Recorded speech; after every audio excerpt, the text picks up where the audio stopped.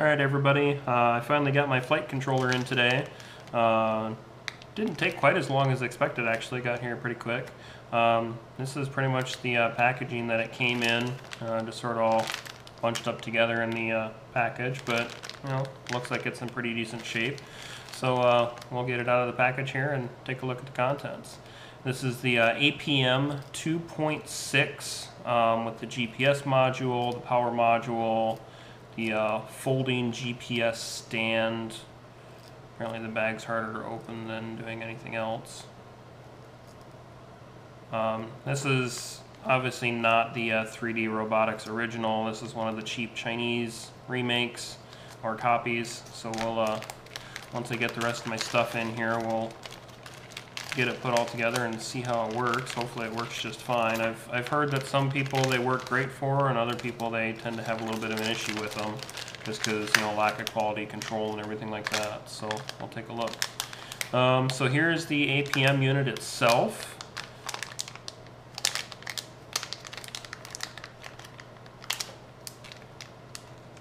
Some trusty trauma shears here ought to do the trick.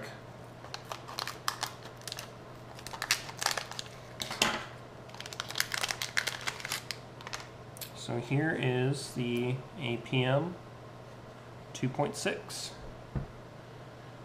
There it is right there.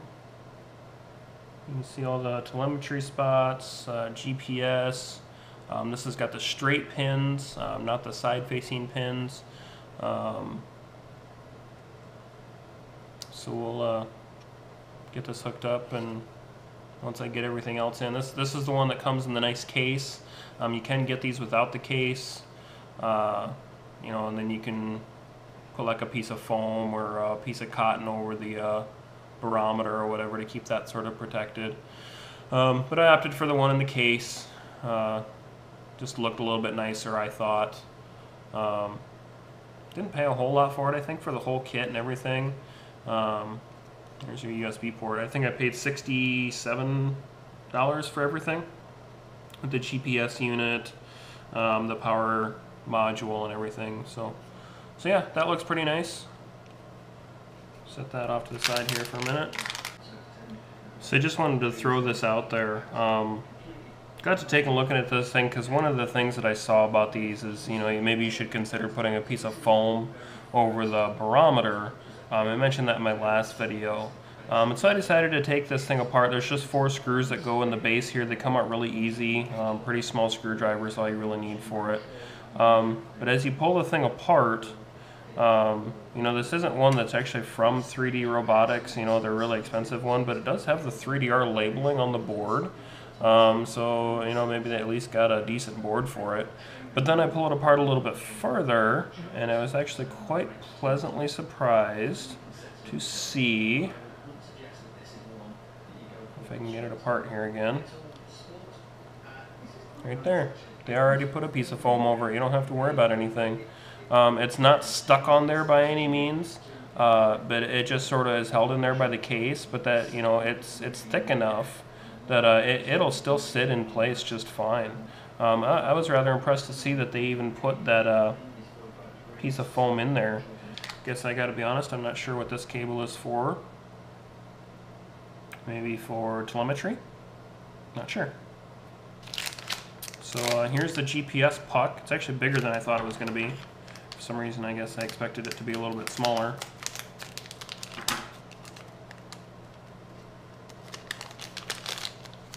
So here's your GPS puck. This is the U-Blocks 6 or something like that, I think. GPS unit. Nice little puck and the 2 connectors that go into the side of the APM.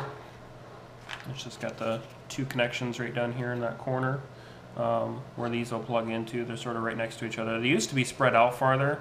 Like one was over here and one was down here. Over here and one over here. So it's nice that they put both of them right here now, down on the corner, right next to each other. Comes with a double-sided sticky to mount it to your pad. Good, decent size. I know that some people have said they aren't sure which direction goes forward on these. The ones that I have seen, I'll look it up for sure, but the ones that I have seen, usually the wire goes forward, faces front, so this would be forward like that on this. But I'll have to look that up and find out for sure, because this one does not have any markings on it. So I'll have to look it up or maybe pull it apart and see what the board itself says, if it's got a forward facing arrow somewhere. So we'll set this off to the side now. And this is the power module with the XT60 connectors.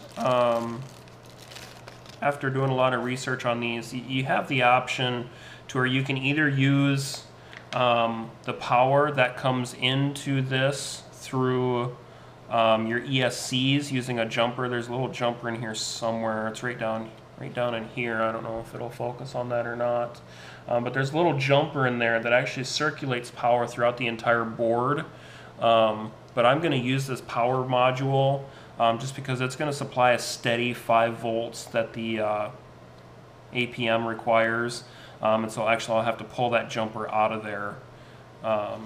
So I'm not getting a double supply and possibly frying something out.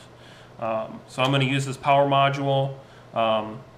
With the XT60 connectors, it'll just connect to the battery on one end here, and then what I'll probably end up doing is I'll unsolder this connection here, and I'm just going to solder this portion right here, this end, right onto my quadcopter. That way I don't have to worry about having another chunk of wire somewhere. So I'll probably cut this little bit of heat shrink and pull this connector off and just solder this right onto my quadcopter itself. This pulled apart here. So there's that. And last but not least is the GPS pole. It looks like it's sticking out of the side there a little bit. So there's your pole. This will have to be glued together. Probably use like some super glue, something that's really going to hold it well versus like a hot glue. So you don't want it springing around a whole lot, since the GPS and the compass are all in this unit. You don't want it to sit there wobbling at all. So I'll probably use super glue versus like a hot glue. This is the folding version, and so this will mount onto your quadcopter. It's got a little pin that'll go through here. Not machined the most perfect, because it's sort of a cheap replica, but it'll work. And then this just screws down on top.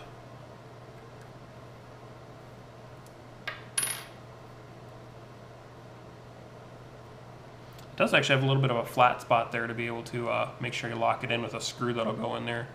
So that'll go down on there. This will slide down. And this will just screw right onto this, hopefully. A little bit of a trick. But you just screw that down nice and tight. That'll hold it upright. Once I get it, all put together. It's pretty loose right now, but eventually. So then what you can do later is you can just unscrew this, pull it up, and it'll actually fold your GPS unit down. This will get mounted on here. Same kind of thing. It's got a little flat spot and screw hole. Machining isn't the best. It's just a little piece of aluminum, so I'll probably have to stick something in there and try and get that little, there's a little barb piece in there that's sort of keeping it from going in. So I'll have to pull that out, but there it goes. So then this will mount right to the top of this here. It'll sit just like that on top of your quadcopter. Gives you quite a bit of elevation here. It's, I think, probably about 5 or 6 inches off the quadcopter itself. Comes with a couple of screws. Looks like 3 set screws and then 1 longer screw for the actual base itself. So I'm actually going to be hooking this up to my computer today using the Mission Planner software to get this programmed, get it sort of set up. Unfortunately, I forgot to order cables, the servo kind of cables, not the servo cables, but the ones to go from the receiver to the flight controller. So I actually won't be able to configure my my transmitter to it yet today. I'll be going to Hobby Shop probably on Monday, next Monday coming up here, and maybe hopefully they'll have those little cables. I'll just buy a few of them and get this thing programmed and get my controller and everything,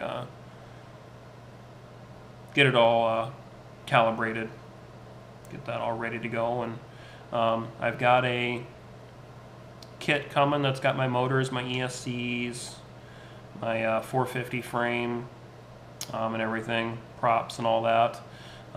So once I get that and then get my charger for my battery, I should be pretty well ready to go and actually start building. So we'll wait for the last few pieces to get here. I'm really sort of excited, anxious about this. I've heard a lot of good things about them. As long as the Chinese clone version works well, it's supposedly a really good system. GPS seems pretty reliable. This is supposedly this GPS here is supposedly the better one, better than the ones that they've had in the past. So we'll see how that goes. That'll be hooked up today, and so I'll be able to see how accurate it is using the Mission Planner software. So I'll get that plugged in. I'm not sure if I'll do a video of trying to do that or not. I know a lot of people have those out there on how to do it, so probably having a new guy show you how to do it isn't the best idea. So I may just do it myself and not do a video for you. So thanks for watching, and I'll hopefully get some more parts and get everything else done here pretty soon. Thanks.